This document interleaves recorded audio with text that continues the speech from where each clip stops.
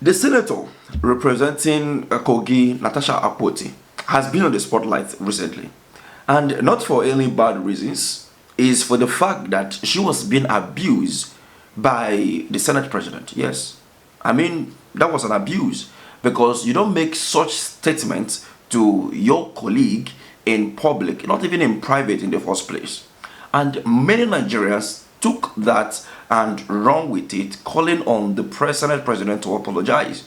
But I am here to give you details. What you have seen across many channels, both mainstream and social media, will be different from what you'll be hearing from me today because I will be digesting and breaking this thing down into pieces for your understanding and to know the reason why there have been so much attack on the women representing us at the National Assembly. So stay with me and please do wait to subscribe if you are new. Share this video to reach a larger audience. Thank you. So the other day I did a video about the Akpabio situation and the senator representing FCT. You know that Wiki and that senator has been going back and front. So at the end of this video, you see a link to that particular video to watch and have a full understanding to where I am going to now in this video. So now, the Senate president made a statement after the senator Natasha moved a motion at the plenary. Should be the new name rather than the National Road Transport Council. Thank you. Yes.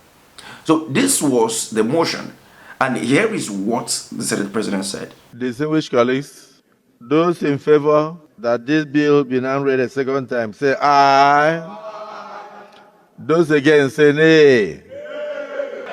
Mr. President, we don't want it to be killed. We just want a bit of modification.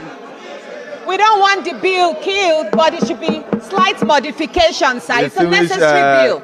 Distinguished Senator Natasha, in the chamber, you have to be recognized before you speak. Oh, pardon me. Yeah, we are not in a nightclub. So now, after this, now there was an opera. Everybody wasn't happy with this at all. Many people have been talking about this, but there is one thing that nobody is talking about, and it's about the manner at which the Senate president came out to apologize. Many are saying that yes, he has done well to actually, come out publicly to apologize, but that was not an apology to me.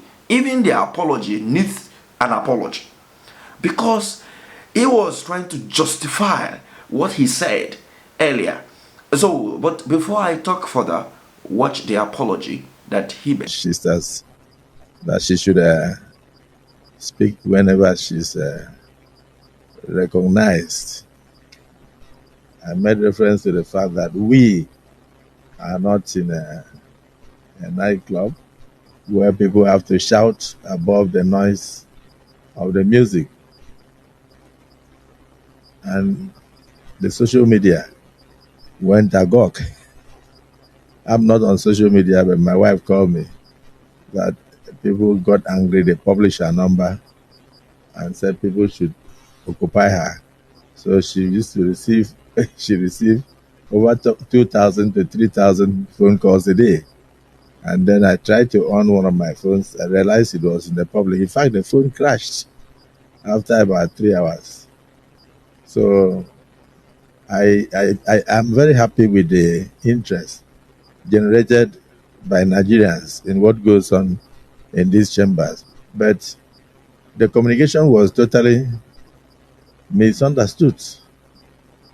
Instead of taking it for the nature of what we said, that you should not shout when you are talking and not and speak when you are recognized, they went into private abuses. I don't want to say what they did to me. I don't know how you took it, but I felt that I should send a public apology to you over the miscommunication and the misunderstanding. So do accept my apologies, and my colleagues, or anybody who could have felt offended, accept my apologies. I did not mean any harm, and I did not mean what they are misinterpreting in the social media. And I hope this will come to an end. So now, looking at this carefully, you will understand that Akpabio never intended to apologize to.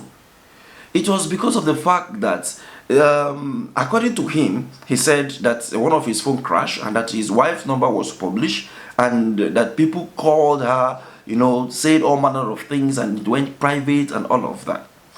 But let's look at this and tell ourselves the honest truth. Was that an apology? We saw how, the other day she was dragging the FCT senator on the house, of which Natasha Akpoti stood up and said, no, this issue cannot be like this.